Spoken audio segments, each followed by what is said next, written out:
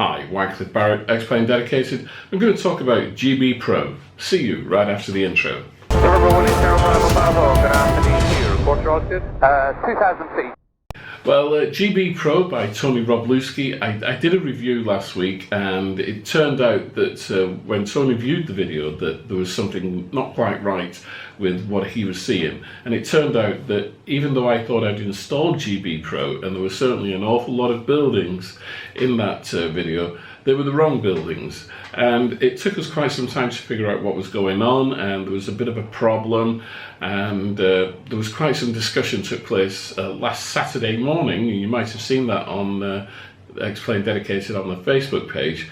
And what the issue was, quite simply, is that I had default England roads and buildings in, and my custom scenery folder is so big that I looked at it several times and couldn't see what the problem was. You know, it's like proofreading. You can proofread something a dozen times and miss one word.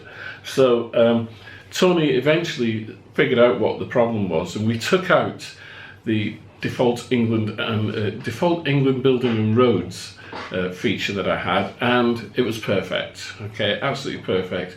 And GBPro was as it should be.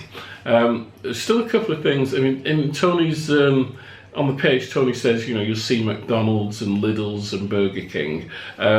Even with scenery turned up to extreme, I couldn't see them. So, you know, he's aware of that. And in the new version that's going to be coming out, which is version 3, I did say it was going to be version 2, but no, it's going to be version 3. When that comes out, it's going to be better optimized again, so obviously you'll be able to turn things up higher the bigger the better machine you have.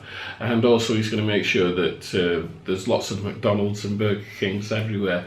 It is absolutely amazing when you put it in. I think, and I've got to be honest, that, you know, in some areas it's going to tax your machine because it is drawing an awful lot. So in some areas, specifically, you know, like Birmingham, Manchester, London, the big conurbations, it really is going to have an impact on your machine, and you're going to have to be very, very judicious with your settings if you want to see it.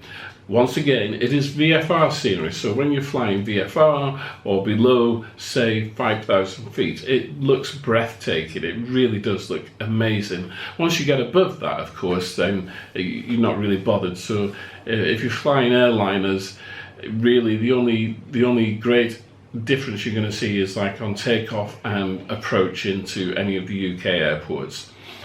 Tony's done sceneries for different areas, and you can see those on the website there. I'll put a link in the bottom in the description, as always, to that site, and I'll put a link to specifically the GBPro. Now, you've got to be very clear. I'm going to be very clear about this. On the link, when you go to the page and you see where it is, Tony indicates exactly which object libraries you need, okay? And it's very important that you get these correct. So you've got to get the correct object libraries in, because if you don't, then that's when things get messed up, as it did for me. It did for Paul Crasser and Darren Foe as well, okay? So you've got to get the right libraries, object libraries. You can either get them through Tom Knudson's library installer, or you can download them individually, because Tony has put links to them, individual links to them, okay?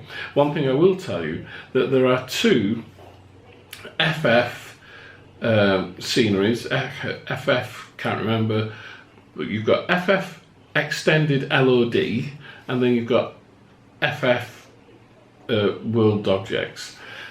Take out the extended LOD one and make sure you get the other one. There's 2, so there's FF and then there's FF extended LOD. If you've got the extended LOD, take that one out and put the other one in, okay?